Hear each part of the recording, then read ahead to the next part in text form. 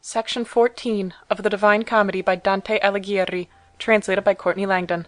Inferno, Canto 14. The Seventh Circle, the Third Ring. Violence against God. Blasphemers.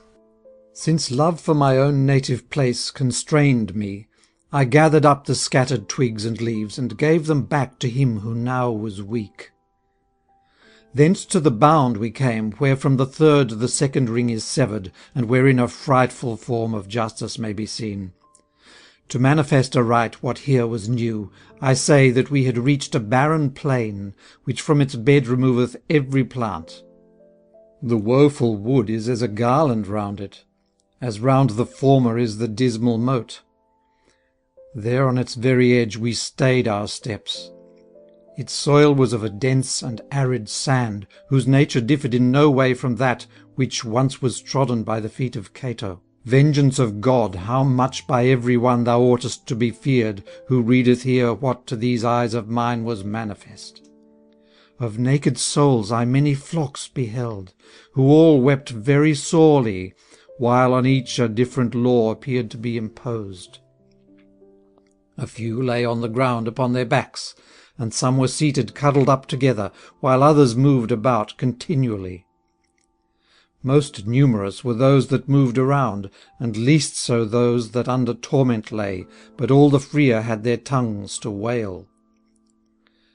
Down on the whole great waste of sand there rained with gentle fall dilated flakes of fire, like flakes of snow that fall on windless Alps.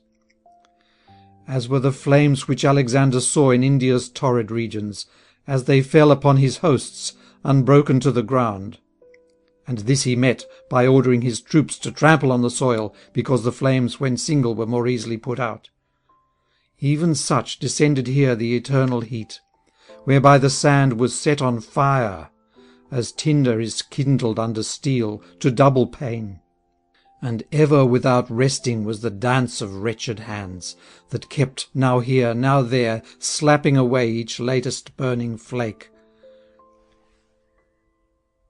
"Thou, teacher," I began, "that conquerest all, except the stubborn devils who came out against us at the entrance of the gate, who is that great one who seems not to mind the fire, but lies there scornful and awry, so that the rain seems not to ripen him?" And that same one, who had observed that I concerning him was questioning my leader, cried, "As I was alive, such am I dead. Is Jove should tire that smith of his, from whom in wrath he took the pointed thunderbolt, wherein I smitten was that final day, or should he tire the others, each in turn, in Mongio bellow smithy black with smoke, by calling out, 'Help, help, good Vulcan, help!' even as he did on Phlegas' battlefield, and should he shoot at me with all his might, no glad revenge would he obtain thereby." Thereat my leader spoke with so much force that I had never heard him use the like. "In that thine arrogance, O Capaneus, is not extinguished, art thou all the more chastised. No torment, saving thine own rage, were for thy furious pride a fitting pain."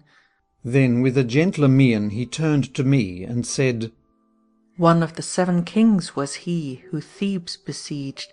He held, and seems to hold, God in disdain, and little seems to prize him. But, as I told him, his own spitefulness is fit enough adornment for his breast.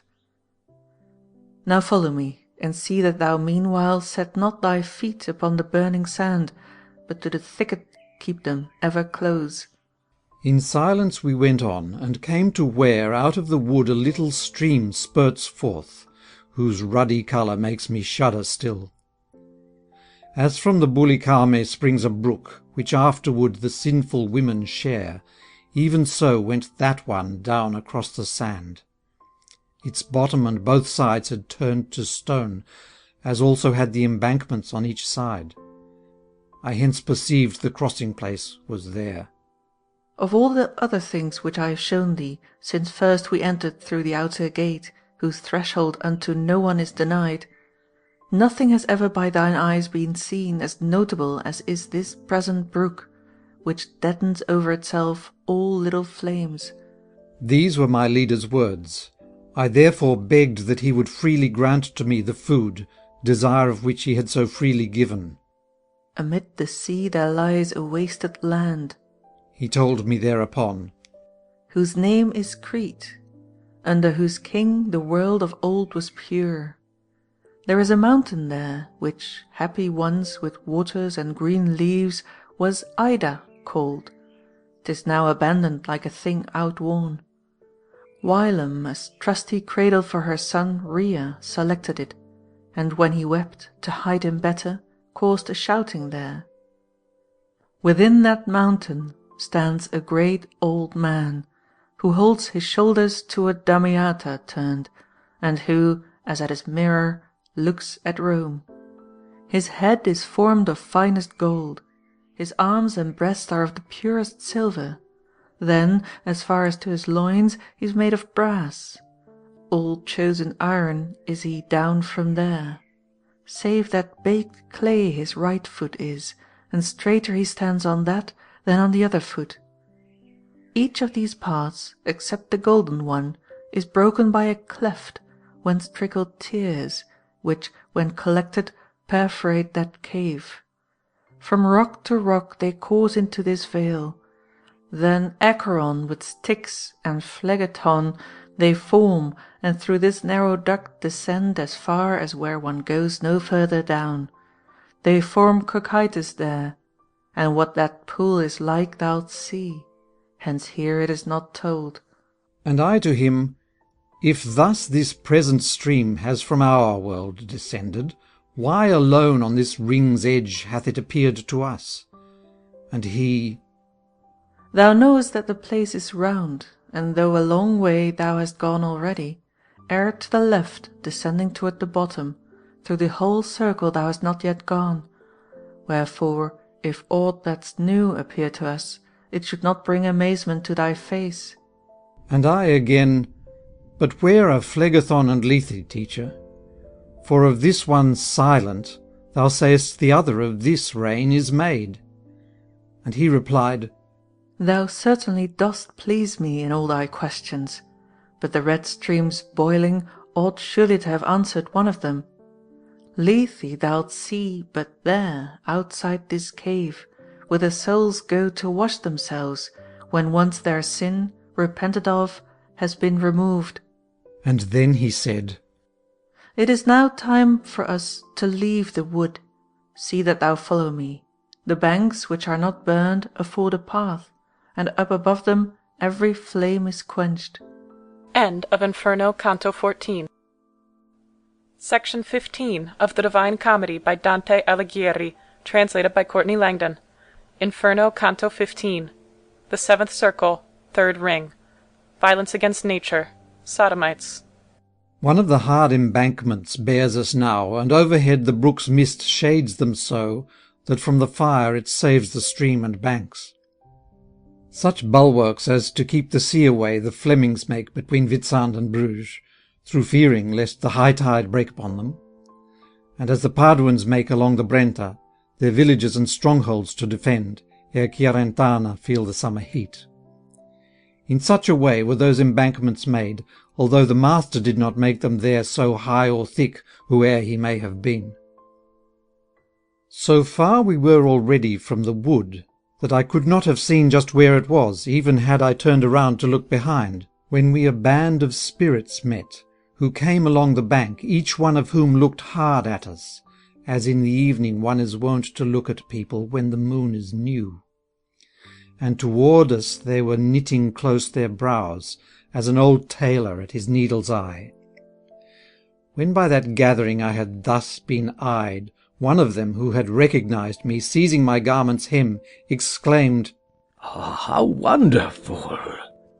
And I, when toward me he had stretched his arm, fastened upon his roasted face mine eyes, so that, though blistered, it did not prevent mine intellect from recognizing him.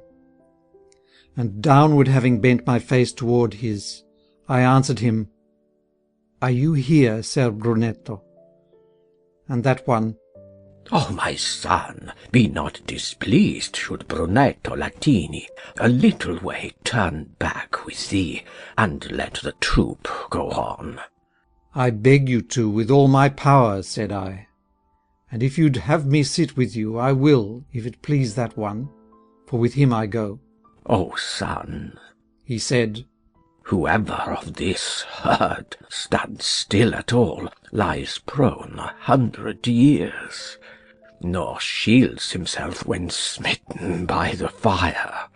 Therefore go on, I'll follow at thy skirts, and then I'll join again my company, which goes bewailing its eternal loss. I dared not from the path descend to go upon his level there, but held my head bowed down like one who walks in reverence. And he began, What fortune, or what fate, before thy last day, leadeth thee down here? And who is he that showeth thee the way? I answered him, When in the life serene up yonder, in a vale I lost my way, before my age had rounded out its noon. Thereon I turned my back but yestermorn. This one, as I returned to it, appeared to me, and o'er this path now leads me home. And he to me, If thine own star thou follow, thou canst not fail to reach a glorious port, if in the lovely life I judged aright. And had I not so prematurely died, I, seeing heaven so well disposed towards thee, had given thee comfort in thy work. But that ungrateful, wicked people, which of old came down from Fiesole, and which e'en now smacks of the mountain and of hard grey stone, for thy well-doing shall become thy foe. And rightly, for among the acid sobs it is not fitting that sweet figs bear fruit. An old fame in the world proclaims them blind, a greedy, envious, overweening folk. See to it that thou cleanse thee from their ways. Thy fortune hath in store for thee such honour, that either party shall be hungry for thee, but distant from the goat shall be the grass. Let then the beasts of Fiesole make litter with their own selves, nor let them touch the plant, if on their dung-heap any perchance still, in which the sacred seed may live again of those old Romans who remained therein when of such wickedness the nest was made. If perfectly fulfilled had been my prayer, I then replied to him, you had not yet been banished from the natural life of man. For in my mind is fixed, and stirs e'en now my heart, that dear and kind paternal face you showed, when in the world from time to time you taught me how man makes himself eternal, and how much gratitude I feel for this must, while I live, be in my words perceived. What of my course you tell, I write and keep, with other texts, for a lady to explain, who can, if I ever attain to her. I only wish that this be clear to you, that I, if but my conscience chide me not, am ready for whatever fortune wills. Not new unto mine ears is such reward. Hence, as she lists, let fortune turn her wheel, and let the country clown his mattock ply. Thereat my teacher over his right cheek turned back and looked at me, and then he said, He listens well who giveth heed to this. Nor speaking less do I, on this account, go on with Ser Brunetto, asking who his fellows were of greatest note and rank. And he to me, 'Tis well to know of some. Our silence on the rest will merit praise, for short the time were for so long a talk. Know then, in brief, that clerics were they all, and mighty men of letters of great fame, soiled by the self-same sin when in the world. And with that sad crowd yonder Priscian goes, and Francis of Accorso too, and him, if thou hadst had a longing for such scurf, thou couldst have seen there, whom the servant changed from the Arno to the Bacchiglione, where he behind him left his ill-strained nerves. I'd speak of more, but I can come and talk no further, for a new dust cloud I see rising o'er yonder from the sandy plain. People with whom I must not be are coming. Let my tesoro, in which I'm still alive, be recommended thee. I ask no more. Then round he turned, and seemed to be of those who at Verona run across the meadow to win the green cloth, and of these he seemed not he who loses, but the one who wins. End of Inferno, Canto 15. Section 16 of the Divine Comedy by Dante Alighieri, translated by Courtney Langdon. Inferno, Canto 16. The Seventh Circle, the Third Ring. Violence against Nature. Sodomites. I now was where the booming of the water which fell into the following round was heard like the dull buzzing sound which beehives make, when three shades separated from a group, which neath the rain's tormenting punishment was passing by, and ran along together. Toward us they came, and each of them cried out, Stop thou! That by thy God dost seem to us a citizen of our corrupted town. Alas, what wounds I saw upon their limbs, both old and recent, by the flames burnt in! It pains me still but to remember them. My leader, giving heed to these their cries, turned his face round toward me, and said, Now wait. To those men yonder courtesy is due, and were not for the fire, which, arrow-like, the nature of the place shoots forth, I'd say that haste were more becoming thee than them. And they, when we had stopped, began again their old refrain, and after they had reached us, all three of them made of themselves a wheel, as champions oiled and nude are wont to do when looking for an advantageous grip, before they come to giving blows and wounds. Thus as he wheeled, each turned his face toward me, so that his feet continuous journey made in opposite direction to his neck. And one began, Even if the wretched nature of this soft place, and our burned, shrivelled faces, bring us and our requests into contempt, still let our reputation bend thy mind to tell us who thou art, that dost so safely rub on the soil of hell thy living feet. He in whose footprints thou dost see me tread was, though he go both nude and hairless now, of higher rank than thou believest him. He was the grandson of the good Gualdrada. His name was Guido Guerra, and when alive, his wisdom and his sword accomplished much. The other, who behind me treads the sand, Tejero Aldobrandi is, whose voice should have been welcomed in the world above. And I, who with them am tormented here, Jacopo Rusticucci was, and surely my shrewish wife than aught else hurts me more. If I had been protected from the fire, I would have leapt into their midst below, and I believe my leader had allowed it. But since I should have burned and baked myself, fear was victorious over my good will, which made me eager to embrace them there. I then began, Your state impressed within me not scorn, but so much pain, that only late will all of it entirely disappear, as soon as this my lord said words to me, because of which I thought within myself that there were people coming such as you. Of your own town am I, and evermore have I your doings and your honoured names related, and heard mentioned with regard. I leave the gall, and for the sweet fruit go, which my veracious leader promised me. But to the centre must I first descend. So may thy spirit lead thy members long. The former thereupon replied to me, And, after thou art gone, thy fame be bright. Tell me if courtesy and worth abide within our town, as they were wont to do, or whether they have wholly gone from it.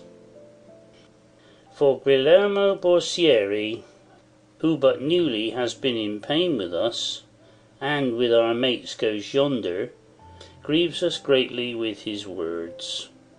The people newly come and sudden gains have bred in thee such pride and such excess, that, Florence, thou art even now in pain. Thus with uplifted face I cried, whereat the three, who this as answer understood, looked at each other, as one looks at truth. If satisfying others other times cost thee so little, happy thou that thus at thy sweet will dost speak. They all replied, Hence, so mayst thou, from these dark places saved, return to see the lovely stars again, when saying, I was there, shall do thee good. See that thou tell the people about us. They then broke up their wheel, and in their flight it seemed as if their nimble legs were wings. Amen could not have been as quickly said as they then disappeared. My teacher therefore thought it advisable for us to leave. I followed him, and not far had we gone before the water's noise was so near by that had we spoken we had not been heard. And as the stream, which is the first that eastward from Monteveso takes a separate course upon the left slope of the Apennines, and which above is Acquacheta called, before it flows into its lowly bed, and at Forlì is of that name deprived, booms loud because of falling o'er a cliff above San Benedetto of the Alp, where for 1,000 there should refuge be. Even thus, as o'er a precipice it fell, we found that coloured water roaring so that very soon it would have hurt our ears. I had a cord around me girt, wherewith I once had thought that I could capture the leopard with the brightly coloured hide. When from me I had wholly loosened it, even as my leader had commanded me, I coiled it up and held it out to him. Thereat upon his right he turned around, and hurled it to some distance from the edge, down into that profound and dark abyss. Surely some strange new thing must needs reply, said I within myself, to this strange signal, which with his eye my teacher follows thus. Ah, with what caution men should deal with those, who see not only what is done by others, but with their wisdom see into their thoughts. He said to me, What I am waiting for, and what thy thought now dreams, will soon come up. Soon to thy vision will it be revealed. Ere to a truth that hath a falsehood's face ought one to close his lips as best he can, for though one faultless be, it brings him shame. But I cannot suppress it here. Hence, reader, even by the verses of this comedy, so may they not be void of lasting favour, I swear to thee that through that coarse, dark air I saw a shape which would have chilled with wonder however brave a heart, come swimming up, as he returns who, going down at times to clear an anchor clinging to a reef, or aught else lying hidden in the sea, above extends, and draweth in below. End of Inferno, Canto 16. Section 17 of the Divine Comedy by Dante Alighieri, translated by Courtney Langdon. Inferno, Canto 17. The Seventh Circle, the Third Ring. Violence against art. Usurers. Behold the wild beast with the pointed tail, which, crossing mountains, breaks through walls and armour. Behold who sickens all the world with stench. My leader thus began to speak to me, and signalled to it to approach the edge, near where the marble we had traversed ended, and that foul image of deceit came on, and landed on the bank its head and chest. But o'er the edge it drew not up its tail. Its face was as the face of a just man, so pleasing outwardly was its complexion. The body of a serpent all the rest. 2 paws it had, all hairy to the armpits. Its back and breast, as well as both its sides, were painted o'er with snares and wheel-like shields. Ne'er with more colours in its woof and warp did Turks or Tartars manufacture cloth, nor by Arachne were such webs designed. As flatboats sometimes lie upon the shore, in water partly, partly on the land, and as among the greedy Germans yonder the beaver seats himself to wage his war, so lay that worst of beasts upon the edge which closes in the sandy plain with stone. All of its tail was quivering in the void, and twisting upward its envenomed fork, which like a scorpion's weapon armed its tip. Our path must turn aside a little now, my leader said to me, until we reach that wicked beast reclining over there. Around our right breast, therefore, we went down and took 10 paces on the very edge, thus surely to avoid both sand and fire. And after we had come to it, I saw, upon the sand a little further on, some people sitting near the precipice. My teacher then, That thou mayst take with thee a full experience of this ring, go on, and see the nature of the life they lead. There be thy conversation brief. Meanwhile, till thou return, I'll talk with this wild beast, that its strong shoulders may be yielded us. Thus further on, along the outer edge of that 7th circle, all alone I went, to where the melancholy people sat. Out of their eyes their woe was bursting forth. First here, then there, they helped them with their hands, now from the flame, now from the heated soil. Not otherwise do dogs in summer time, now with their paws, and with their muzzles now, whene'er by fleas or flies or gadflies bitten. When on the face of some I set mine eyes, on whom the woeful fire is falling there, I knew not one of them, but I perceived that from the neck of each there hung a pouch, which had a certain colour and design, wherewith their eyes appeared to feed themselves. And as I, looking, came into their midst, azure upon a yellow pouch I saw, which had the form and semblance of a lion. Then, as my gaze continued on its course, another I beheld, as red as blood, exhibiting a goose more white than butter. And one of them, who had his small white pouch emblazoned with an azure pregnant sow, said to me, What dost thou in this our ditch? Now go thy way, and since thou livest still, know that my fellow townsman, Vitaliano, will sit beside me here upon my left. I, with these Florentines, a Paduan am, and very frequently they stun my ears by shouting, Let the sovereign knight arrive, who'll bring with him the pocket with 3 beaks. Herewith his mouth he twisted, sticking out his tongue, as doth an ox that licks its nose. And I, afraid lest any longer stay might anger him who warned me to be brief, turned from those weary spirits back again. I found my leader, who had climbed already upon the back of that fierce animal, and said to me, Now be thou strong and bold, by stairs like these shall we descend hereafter. Climb thou in front, for midst I wish to be, so that the tail may do no injury. Like one with quartan fever's chill so near, that pale already are his fingernails, and that but looking at the shade he shudders. Such at the words he uttered I became. But that shame made its threats to me, which renders a servant strong when in a good lord's presence. As on those horrid shoulders I sat down, I wished to tell him, See that thou embrace me. My voice, however, came not as I thought. But he who succoured me at other times and other straits, as soon as I was up, encircled and sustained me with his arms. And then he said, Now, Geryon, move thou on. Wide be thy wheels, and gradual thy descent. Bethink thee of the unwonted load thou hast. As from its mooring place a little boat backs slowly out, even so did he withdraw, and when he wholly felt himself in play, to where his breast had been, he turned his tail and moved the latter, stretched out like an eel, while with his paws he gathered in the air.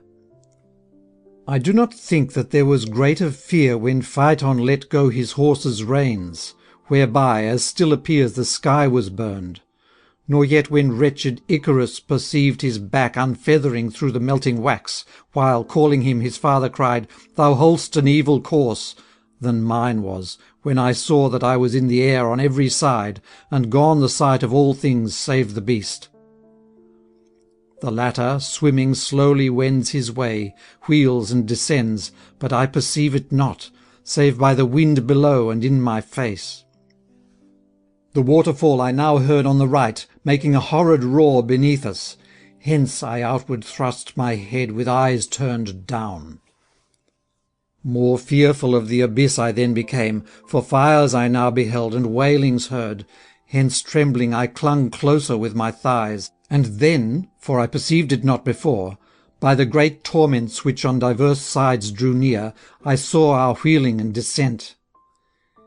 Even as a falcon long upon the wing, which, without seeing lure or game bird, makes the falconer say, Alas, thou comest down, descendeth weary, through 100 rings, whence he had swiftly started, and alights far from his lord in angry sullenness. So likewise Geryon set us down below, close to the bottom of the rough-hewn rock, and of our persons rid, as fast as flies an arrow from a bowstring, sped away. End of Inferno, Canto 17. Section 18 of the Divine Comedy by Dante Alighieri, translated by Courtney Langdon. Inferno, Canto 18. The 8th Circle, Fraud, the 1st Trench. Panders and Seducers, the 2nd Trench. Flatterers and Prostitutes. A place there is in hell called mythology, wholly of stone, and of an iron hue, as is the round wall which encircles it. Right in the midst of its malicious field yawneth a well exceeding wide and deep, of whose construction, in its place, I'll speak. Round therefore is the girdle which remains between the well and that hard high wall's base, and 10 great trenches subdivide its bed. As is the appearance which, where many moats encircle castles for the wall's protection, the section where they are presents, such was the one those trenches furnished here. And just as in such fortresses small bridges stretch from their thresholds to the outmost bank, so crags ran from the bottom of the cliff across the banks and trenches to the well, which gathering them together cuts them off. In this place then we found ourselves, when dropped from Geryon's back. The poet thereupon held to the left, and I behind him moved. Upon the right side I beheld new cause for sympathy, new pains, and scourges new, wherewith the first trench was completely filled. Down at its bottom naked were the sinners. This side the middle facing us they came, beyond it with us, but with quicker steps. Means such as those which at the Jubilee the Romans took, because of its great throng, to have the people pass across the bridge, who toward the castle all on one side face, and toward St. Peter's go their way, while all move toward the mountain on the other edge. This side and that, upon the dark stone floor, horned demons with great scourges I beheld, who from behind were fiercely whipping them. Ah, how they caused them to lift them up their heels, when by the first blows smitten, certainly none waited for the second or the third. While I was going on, mine eyes were met by one of them, and instantly I said, I fast not from a previous sight of him. To make him out I therefore stayed my feet, and having stopped with me, my gentle leader assented to my going back a little. That scourged one thought that he could hide himself by looking down, but little it availed him. For, Thou that castest down thine eyes, said I, unless the features which thou hast are false, venedico caccianimico art. But what brings thee into such pungent sources? And he to me, Unwillingly I tell it, but forced I am by thy transparent speech, which makes me recollect the olden world. I was the one who led Giso la Bella to do according to the Marquis's will, however the disgusting tale be told. Nor am I here the only Bolognese that weeps. Nay, this place is so full of us that not so many tongues are taught to-day between Savena and Reno to say pipa. And if thereof thou wouldst have pledge or proof, recall to mind our avaricious breasts. As thus he spoke, a demon with his lash smote him, and said to him, Pander, be gone.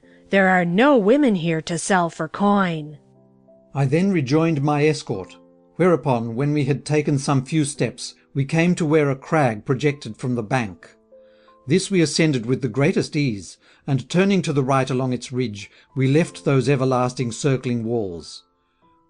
When we were where it hollows out below, to let the scourged pass through, my leader said, Now stay thy steps, and on thee let the sight of all these other ill-born spirits strike, whose faces thou hast not perceived as yet, because they've gone with us in our direction.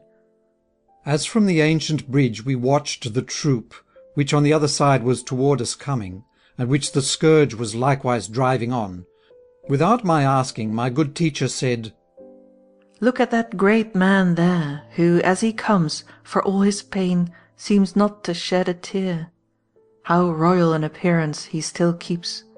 Jason is he, who, by his doughtiness and wit, deprived the Colchians of their ram. He passed the Isle of Lemos on his way, after its pitiless and daring women had given up to death their every male. With tokens of his love and flattering words he there deceived the maid Hypsipyle, who previously had all the rest deceived. He left her there with child, and all alone. Him to this punishment that fault condemns. And for Medea too is vengeance wrought. With him go those that in this way deceive. Be this enough to know of this first ditch, and of those two that in its fangs it holds. Already were we where the narrow path forms with the second bank across, and makes therewith abutments for another arch. We thence heard people in the following trench who whined and groaned, and with their muzzles puffed, while smiting their own bodies with their palms. The banks were crusted over with a mould by vapour from below, which, sticking there, offensive to both eyes and nose became. So deep the bottom that there is no means of looking into it, unless one climb the arch's summit, where the crag is highest. Thither we came, and from it in the ditch people I saw immersed in excrement, which seemed from human privies to have come. While peering with mine eyes down there, I saw a head so foul with filth, that whether clerk's or layman's head it were was not apparent. Scolding, he said, Why greedier art thou to look at me than at the other foul ones? And I, Because if I remember well, I've seen thee with dry hair ere now, for thou Alessio in termine of Lucca art.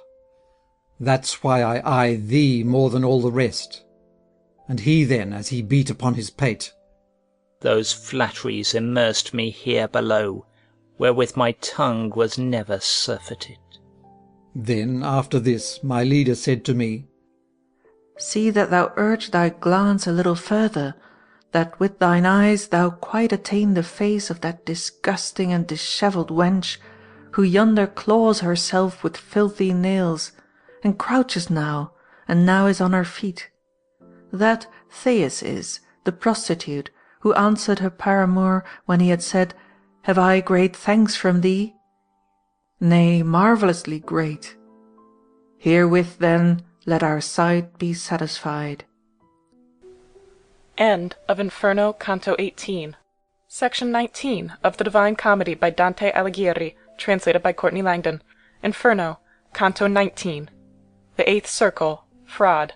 The Third Trench, Simoniacs. O Simon Magus, O his wretched followers, since ye the things of God, which ought to be the brides of righteousness, rapaciously adulterate for silver and for gold, it now behooves the trumpet sound for you, for in the third great trench your station is. We now had climbed the next tomb-spanning bridge, and were on that part of the crag which hangs directly o'er the middle of the trench. Wisdom supreme, how great the art thou showest in heaven, on earth, and in the evil world! How justly too thy virtue makes awards! I saw that on its sloping sides and bottom the livid-coloured stone was full of holes, all of one width, while each of them was round.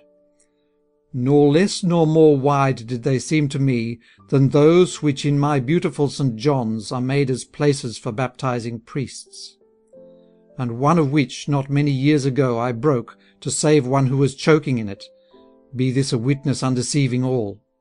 Out of the mouth of each a sinner's feet protruded, and as far as to the calf his legs, the rest of him remained within. The souls of all were, both of them, on fire. because of which their joints so strongly twitched they would have snapped green twigs and cords of grass. And as a flame on oily things is wont to move along the outer surface only, so likewise was it there from heels to toes. Who, teacher, is he yonder who is tortured by twitching more than all the rest, his mates? Said I, and whom a redder flame is sucking. And he to me, If thou wouldst have me bear thee down yonder bank which lowest lies, from him thou'lt know both of himself and of his sins. And I, what pleases thee I like. My lord thou art, and that I part not from thy will thou know'st, as also what is left unsaid. We then upon the fourth embankment came, and turning round, descended on our left into that narrow bottom pierced with holes. Nor yet did my good teacher set me down from off his back, but brought me to the hole of him who grieved so sorely with his shank. Whoe'er thou art, sad soul, that holdest down thine upper portion, planted like a stake, I then began, say something if thou canst. I there was like a friar that confesses a base assassin, who on being planted calls him again, that death may be delayed. And he cried out, Dost thou stand there already? Dost thou stand there already, Boniface? By several years the writing lied to me. Art thou so quickly sated with the wealth for which thou didst not fear to seize by fraud, and outrage next the Lady Beautiful? Even such did I become as those are who, not understanding what is answered them, deem themselves mocked, and think of no reply. Then Virgil said, Tell him immediately, I'm not the one thou thinkest. And I replied to him as I was bidden. Whereat the spirit writhed with both his feet. Then sighing and with weeping voice, he said, What is it then that thou dost ask of me? If to know who I am concern thee so, that for it thou hast crossed the bank, know then that I was with the mighty mantle clothed, and verily the she-bear's son was I, so eager to advance the cubs, that wealth I pocketed up there, and here myself. The others, who in working simony preceded me, are gathered neath my head, flattened between the fissures of the rock. I, in like manner, shall down yonder fall, when he arrives, whom I believed thou wast, when I of thee the sudden question asked. But now already longer is the time, that I thus upside down have cooked my feet, than he will planted stay with ruddy souls. For after him shall come from westward lands a lawless shepherd of still uglier deed, and fit to cover him and me. Renewed shall Jason be, of whom in Maccabees one reads. And as to that one his king yielded, even so who governs France shall yield to this. I know not whether I was here too bold, in that I answered him in this strain only. Now tell me, pray, how great the treasure was our Lord demanded of St. Peter first, before he placed the keys in his control. Surely he asked for naught but, follow me. Nor yet did Peter or the rest take gold or silver from Matthias, when by lot he took the place the guilty soul had lost. Therefore keep still, for thou art rightly punished. And take good care of that ill-gotten wealth which caused thee to be valiant against Charles. And were it not for this, that I am still forbidden by reverence for the keys supreme thou hadst in keeping in the joyful life, words of still greater weight would I employ, because your greed, by trampling on the good and raising the depraved, afflicts the world. The evangelist was thinking of your shepherds when she, who on the waters hath her seat, was seen by him to fornicate with kings. The one who with the 7 heads was born, and from the 10 horns her support received, while virtue still was pleasing to her spouse. Ye've made yourselves a god of gold and silver, and from idolaters how differ ye, save that they worship one, and ye 100? Ah, Constantine, of how much ill was mother, not thy conversion, but the dower gift the earliest wealthy father took from thee. While I was singing him such notes as these, he, whether it were wrath or conscience bit him, was fiercely kicking out with both his feet. I verily believe it pleased my leader, he heeded with so glad a look throughout the utterance of those true, clear words of mine. He therefore took me up with both his arms, and when he had me wholly on his breast, he climbed again the path down which he came.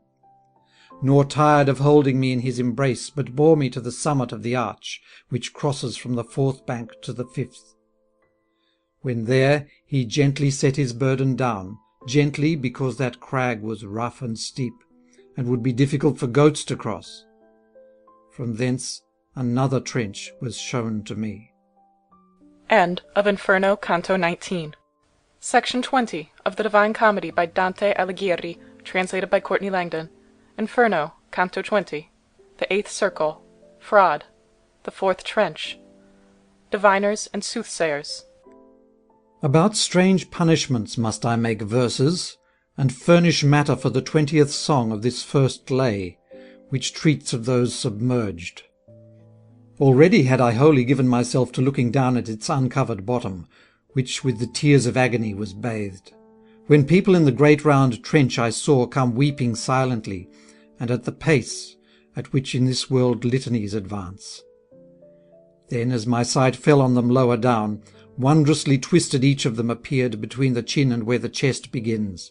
For toward his loins his face was turned around, and backward it behoved him to advance, because of foresight they had been deprived. By palsy some, perhaps, may thus have been entirely turned around, but I have not seen it, nor do I think there ever was one such. So may God let thee, reader, gather fruit from this thy reading. Think now for thyself how I could ever keep my own face dry, when at close range I saw our human image so twisted that the weeping of the eyes along the fissure bathed the back. Indeed, as on a rock of that hard crag I leaned, I wept so that my escort said to me, Art thou still foolish as the others are? Here liveth piety, when wholly dead is pity. Who then guiltier is than he who lets his feelings judge divine decrees? Lift, lift thy head, and see the man for whom, before the Trojans' eyes, the earth was opened, whence all cried, Whither art thou rushing now, Amphiaraus? Why quittest thou the war? And he ceased not from plunging headlong down to Minos, who lays hold on every one.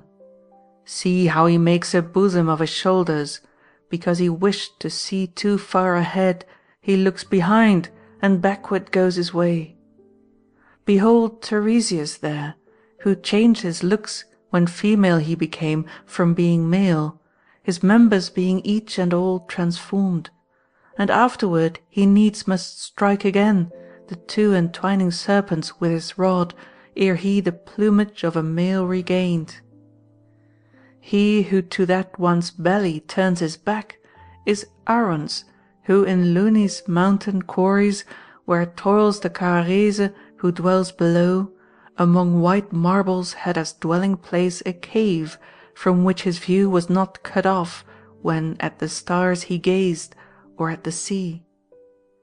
And she who yonder with dishevelled locks covers the breasts which thou dost not behold, and has on that side all her hairy skin, was Manto, who first searched through many lands, then settled in the place where I was born.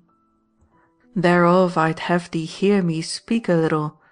After her father had from life departed, and Bacchus' city had become enslaved, she wandered long about the world. Up there in lovely Italy, beneath the Alps, which o'er the Tyrol lock out Germany, there lies a lake which is Benaco called. From o'er 1,000 springs, I trow, 'tween Garda and Val Camonica, the Pennine Alp is bathed by waters which therein find rest.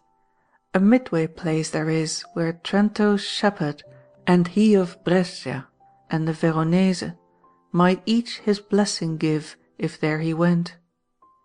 Peschiera next, a fair and mighty fortress, and fit to face both Bergamasques and Brescians, sits where the shore lies lowest round about. There all that in Benaco's spacious lap cannot be held flows out of it perforce, and down through verdant pastures forms a stream. When once its water gathers head to run, no more Benaco, Mincio is its name, till at Governolo it joins the Po. Not long its course before it finds low ground, o'er which it spreads, and, making it a marsh, is wont at times to be unsound in summer. Passing that way, the cruel Virgin saw a region in the middle of the fen, untilled and naked of inhabitants. There, to escape all human fellowship, and work her arts, she settled with her slaves, and lived, and there she left her empty body. Thereafter men, who all around were scattered, collected in that place, which was a strong one, because it had a fen on every side. O those dead bones of hers they built a town. Then, after her, who first picked out the site, they called it Mantua, with no other lot. The people in it were more numerous once, before the foolishness of Casalodi had been deceived by Pinamonte's guile.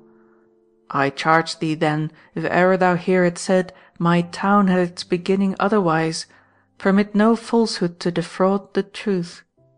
Thy statements, teacher, are so sure to me, said I, and take such hold upon my faith, that those of others would be burnt out coals. But tell me if among these passing people thou seest any one deserving note, for my mind now is wholly bent on that. He told me then, the one who from his cheeks extends his beard across his swarthy shoulders, an augur was, when Greece lacked males so much that for her cradles only few were left. 'Twas he who set, with Calchas' aid, at Aulis the time to cut the fleet's first rope. His name Eurypylus, and in a certain place he thus is called by my high tragedy. This thou knowest well, who knowest all of it. That other one, so thin about his flanks, was Michael Scott, who surely understood the artful game of magical deceits. Guido Bonatti see, and see Asdente, who wishes now that he had given heed to cord and leather, but too late repents. See the sad women who abandoned needles, spindles, and shuttles to become diviners. These wrought their spells with herbs and images. But now, come on, for Cain is with his thorns holding the bounds of both the hemispheres, and plays upon the waves below Seville, and round already was the moon last night. Thou surely must recall it, since at times it harmed thee not, when in the dark wood's depths. Thus he to me, as meanwhile on we went. End of Inferno, Canto 20. Section 21 of the Divine Comedy by Dante Alighieri, translated by Courtney Langdon. Inferno, Canto 21. The Eighth Circle, Fraud. The Fifth Trench, Corrupt Politicians. Speaking of other things my comedy cares not to sing, we thus from bridge to bridge moved on, and when upon the summit, stopped, in order to behold the next ravine of Malebolge, and the next vain cries. And I beheld it wonderfully dark, and just such sticky pitch as that which boils in the Venetians' arsenal in winter, for caulking up again the unsound ships which cannot then be sailed, instead of which, as one a new one builds, one plugs the ribs of that which many voyages has made, one hammers at the stern, and at the prow another. One fashions oars, another cordage twists, while still another mends a jib or mainsail.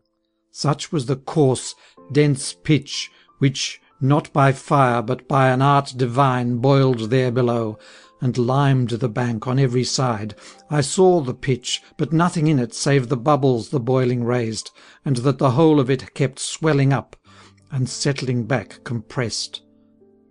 While I was gazing fixedly down yonder, my leader cried to me, Beware! Beware! and drew me to himself from where I was. I then turned round as one who longs to see the thing which it behooves him to escape, and who, when by a sudden fear unmanned, although he sees, delays not his departure. And I perceived behind us a black devil come running up along the rocky crag. Ah, how ferocious in his looks he was, and in his actions how severe he seemed, with wings outspread and light upon his feet. His shoulder, which was sharp and high, was loaded with both a sinner's haunches, whom he held clutched tightly by the sinews of his feet. "Oh, Malebranche!" From our bridge he cried, "Here's one of Santa Zita's ancients. Put him beneath, for I'm for more of them returning to that town which I have well stocked therewith. There, save Bonturo, everyone's a grafter. A no for money there becomes a yes." He hurled him down, and o'er the rugged crag returned, and never was a mastiff loosed with so much hurry to pursue a thief. The other sank, and then rose, doubled up. Those fiends, though, who were sheltered by the bridge, cried, "Here the holy face awaileth not." One here swims otherwise than in the Serchio. If therefore thou dost not desire our hooks, protrude not from the surface of the pitch. They pricked him then with o'er 100 prongs, and said, "Here under cover must thou dance, that, if thou canst, thou mayest thieve secretly." Not otherwise do cooks have scullions plunge the meat with hooks into the cauldron's midst, to hinder it from floating on its surface. Thereat my kindly teacher said to me, That here thy presence be not known, crouch down behind a rock, which may avail to screen thee. And be not thou afraid for any harm that may be done to me, who know these things, for I in phrase like this have been before." He then passed on beyond the bridge's head, and when the 6th embankment had been reached, he had to show assurance in his face. With just the storm and fury wherewith dogs break out and rush upon a poor old man, who stops and begs at once from where he is. From 'neath the little bridge those devils issued, and turned against him all their grappling hooks. But he cried out, "Be none of you malicious. Before your grappling hooks take hold of me, let one of you advance and hear me speak. Then take ye counsel as to grappling me."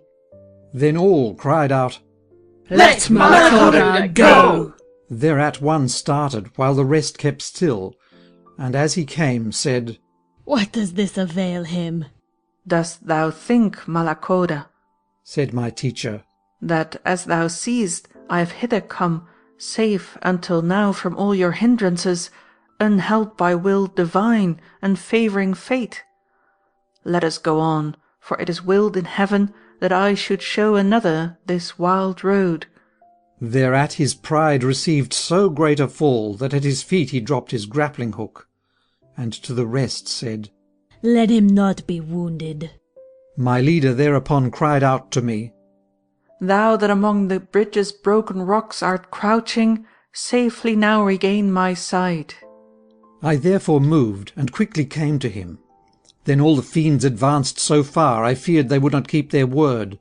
Even thus I once saw infantry, who under pledge of safety were from Caprona coming forth, afraid, when 'mong so many foes they saw themselves. Then wholly to my leader's side I drew, nor from their faces, which did not look good, did I remove my eyes. For as their prongs they lowered, one fiend to another said, "Wouldst thou that I should touch him on his rump?" And they replied, "Yes, see thou nick it for him." But that fiend who was with my leader talking turned round at once and said to him, Keep still there, Scarmiglione." Then to us, "Further advance along this present crag cannot be made, because the 6th arch yonder lies wholly shattered on the ground below. But if it please you still to go ahead, go on along this ridge. There is nearby another crag which furnishes a path. Than this hour, 5 hours later yesterday, 1260 years had passed since here the path was broken. I am sending some of my company in that direction, to see if any yonder air themselves. Go on with them, for they will not be bad. Step forward, Alecchino and Calcabrina. He then began to say, Thou too, Cagnazzo, and that old Barbariccia guide the 10.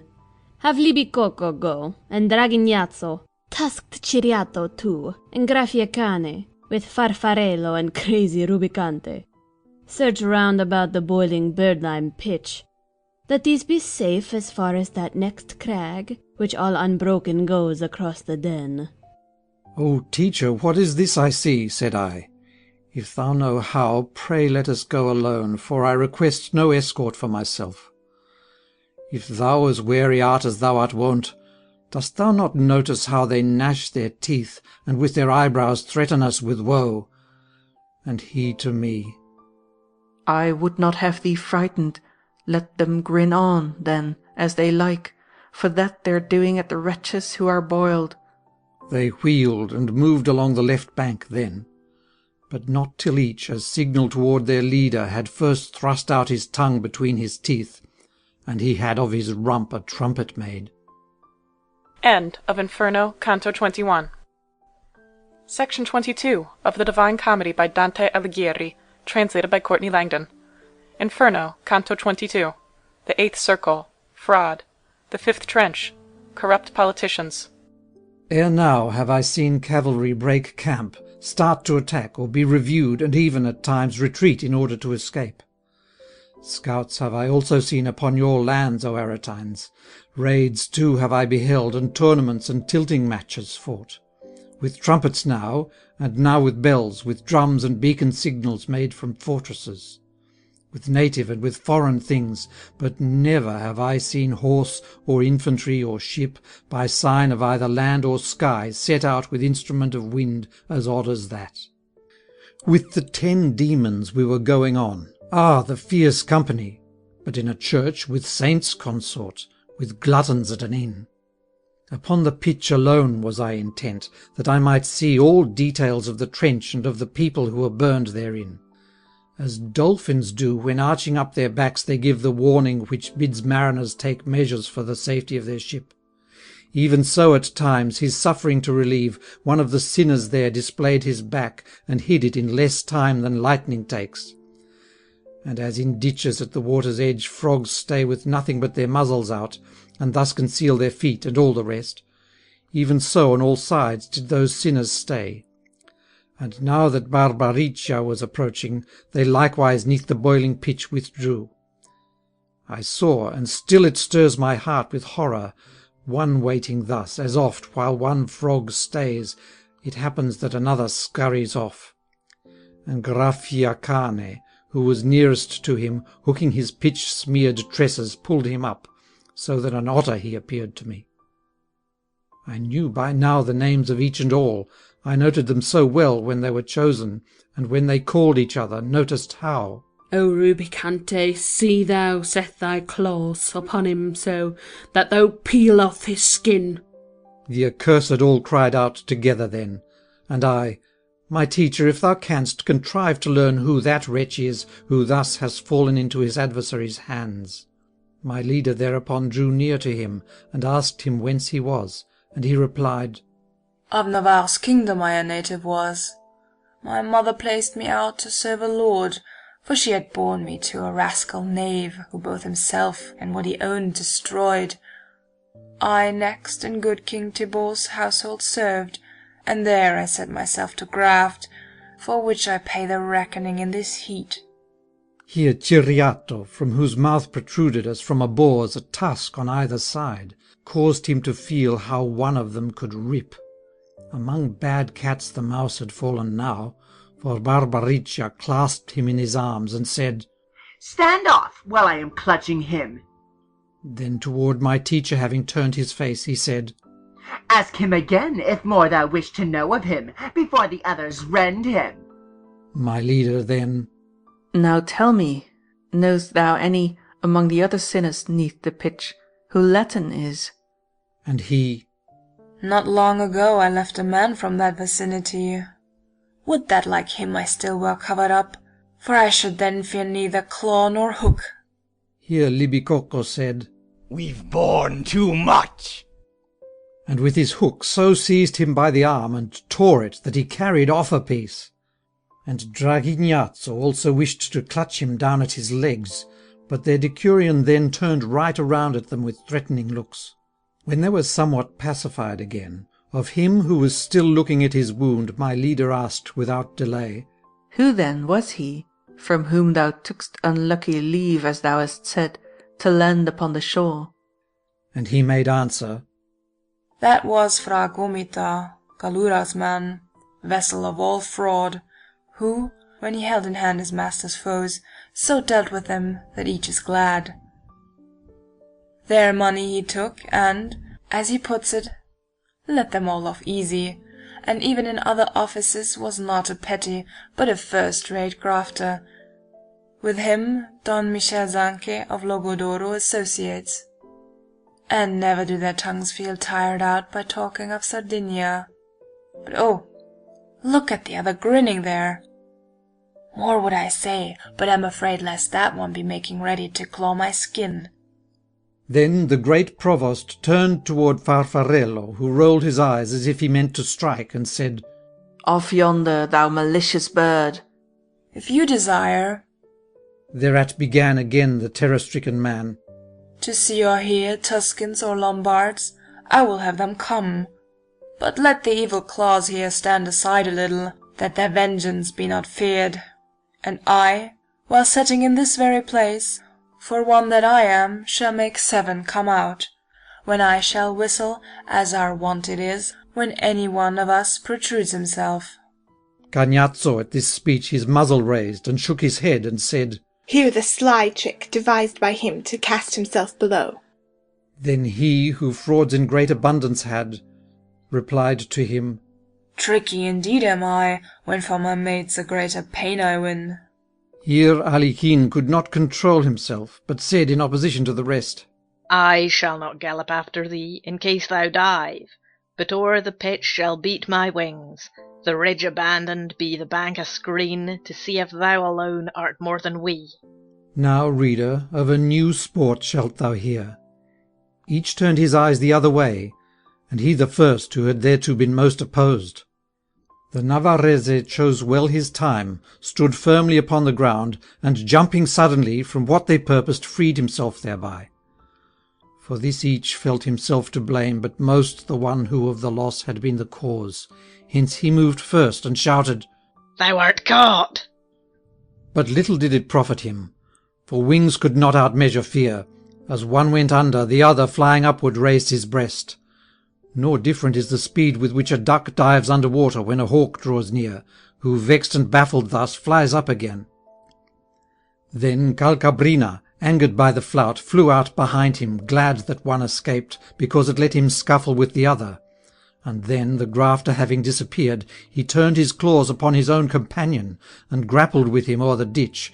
But he, being indeed a fighting sparrow-hawk fitted to claw him well, they both fell down into the middle of the boiling fen. A sudden separator was the heat, but rising thence was quite impossible, they had their wings so limed with sticky pitch. Then Barbariccia, vexed as were the rest, his mates had 4 of them with all their hooks fly to the other bank. On both sides then they speedily descended to their posts, and stretched their hooks out toward the pitch belimed, who now were cooked inside their crusted hides, and thus embarrassed we abandoned them. End of Inferno, Canto 22. Section 23 of the Divine Comedy by Dante Alighieri, translated by Courtney Langdon. Inferno, Canto 23. The 8th Circle, Fraud. The 6th Trench, Hypocrites. Silent, alone, and unaccompanied we went along, one first and one behind, as minor friars go when on the road. My thoughts, by reason of the present brawl, were turned to Aesop's fable, that wherein he talks about the frog and mouse. For now, and at this moment, are no more alike than one is like the other, if beginning and end be linked by an attentive mind. And even as one thought from another springs, so next from that one was another born, which doubled my first fear. Hence thus I thought, these devils have been scorned on our account, and with such injury and scoff indeed, that I believe that they are greatly vexed. If anger to ill will be joined, they'll come more fiercely after us than doth a dog the rabbit which he seizes with his teeth. Already I was feeling all my hair bristling with fear, when, gazing back intent, I said, If, teacher, thou hide not thyself and me with speed, I dread the evil claws. We have them now behind us, and I so imagine them that I already feel them. And he... If I were made of leaded glass, thine outward image I would not reflect more quickly than thine inward I receive. Even now thy thoughts were coming among mine with outlook and intent so similar, that I with both a single purpose formed. If it be true the right bank slopeth so, that to the following trench we can descend, we shall escape from this imagined chase. He had not finished telling me his plan, when not far off I saw them coming on with wings outspread, intent on seizing us. My leader then took hold of me at once, even as a mother, by the noise aroused, and seeing close to her the burning flames, seizes her child and flees, and doth not stop, since caring more for him than for herself, even long enough to clothe her with a shift. And downward from the ridge of that hard bank, his back he yielded to the hanging rock, which closes one side of the following trench. Water ne'er moved as swiftly through a sluice to turn the overshot wheel of a mill when closest to the paddles it approaches, as did my teacher o'er that selvage bank, bearing me down with him upon his back, as though his son I were and not his mate. His feet had hardly reached the trench's bed below when they were on the ridge above, just over us, but naught was now to fear, because the Providence on high, which willed to place them in the 5th trench as its servants, takes from them all the power of leaving it. A painted people found we there below, who, moving with exceedingly slow steps, shed tears, and in their looks appeared subdued and weary.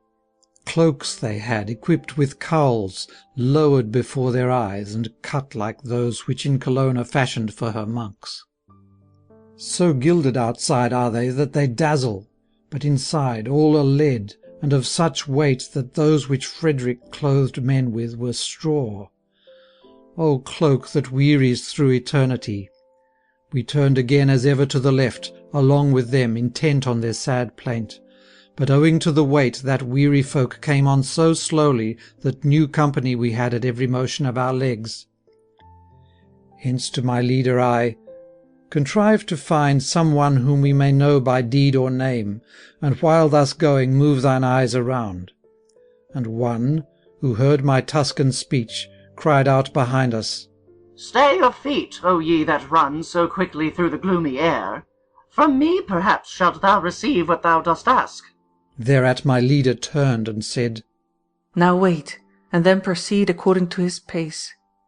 I stopped, and two I saw. Those faces showed great mental haste to be with me, and yet their burden and the narrow path delayed them. On coming up to us they watched me long with eyes askance, and uttered not a word. Then toward each other turning, thus they spoke. This one seems by the action of his throat alive. But if they're dead, by what right, then, go they uncovered by the heavy stole? And then, addressing me, they said, O Tuscan, who to the gathering of sad hypocrites art come, scorn not to tell us who thou art. And I to them, on Arno's lovely stream, and in its famous town, both born and bred, I'm in the body I have always had. But who are ye, adown whose cheeks there drips, as I perceive, so great a woe, and what the penalty which sparkles on you thus? These orange cloaks, one answered, are of lead, and of such thickness are they, that the weights thus cause the scales that balance them to creak. We jovial friars were, and Bolognese, I Catalan, and Lodoringo he, by name, and chosen by thy town together, as one alone is usually called, to keep its peace. And such we were, as still in the Gardingo's neighbourhood appears. O friars, I began, your evil deeds, but said no more, because there struck mine eyes one crucified by 3 stakes on the ground. On seeing me, sighs through his beard he blew, and writhed all over. Then Fra Catalan, informed thereby of what had happened, said, The pinioned man thou gazest at advised the Pharisees that it expedient was to torture one man for the people's sake. Stretched crosswise, as thou seest on the road, and naked, he is forced to be the first to feel how much whoever passes weighs. and in like fashion suffer in this ditch his father-in-law, and others of the council, which proved a seed of evil for the Jews. I then saw Virgil marvelling at him who in the figure of a cross was stretched so basely in eternal banishment. Then to the friar he addressed these words. Be not displeased to tell us, an you may, if on the right there lie a crossing place, by means of which we two may issue hence, without black angels being forced to come and extricate us from this trench's bed. Nearer than thou dost hope, He then replied, a crag there is, which at the great round wall begins, and all the cruel trenches spans, save that at this one it is broken down, and spans at naught. But ye can climb the ruins which from its base lie piled along the slope. My leader kept his head bowed down a while, then said, Wrongly did he report the thing, who yonder grapples sinners with his hook.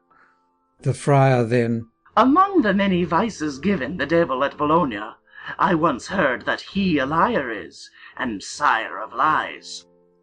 Thereat my leader with great strides departed, somewhat disturbed by anger in his looks. Then I the burdened left, and followed on behind the footprints of beloved feet. End of Inferno, Canto 23. Section 24 of the Divine Comedy by Dante Alighieri, translated by Courtney Langdon. Inferno, Canto 24. The Eighth Circle, Fraud. The Seventh Trench, Thieves. When in the youthful season of the year the sun beneath Aquarius warms his locks, while southward now the nights pursue their way, and when the hoar-frost draws upon the ground the counterfeit of her white sister's face, though shortly lasts the temper of her pen, the peasant, lacking provender, gets up, looks out, and seeing all the country white, slaps himself on the thigh, returns indoors, and walking to and fro laments, poor wretch, not knowing what to do. Then later on, returning out again, recovers hope, on seeing that the world has shortly changed its face, and taking down his shepherd's staff, out to their feeding drives his tender sheep. Even thus my teacher filled me with dismay when I beheld such trouble in his face. Thus, too, the plaster quickly reached the wound, for when we had attained the ruined bridge, my leader turned to me with that sweet look which at the mountain's foot I first perceived. First, having well surveyed the ruined arch, after some counsel taken with himself, his arms he opened, and took hold of me. And like a man who ponders while he acts, and always seems to look ahead, even so, while upward to the top of one great rock he pushed me, he sought out another crag, and said, Take hold of that one next, but first see whether it be fit to bear thy weight. No path was this for one who wore a cloak, since scarcely could we two, though he was light, and I was pushed, ascend from rock to rock. And had the slope on that bank not been shorter than on the other, I know not of him, but I would surely have been overcome. But since the whole of Malebolge slopes down to the opening of the lowest well, such is the nature of each trench's banks, that one is high and low the following one, and yet we reached at length the ridge above, from which the crag's last rock projects. My breath was so exhausted from my lungs, when up at last, that I could go no further. Nay, on arriving, I sat down at once.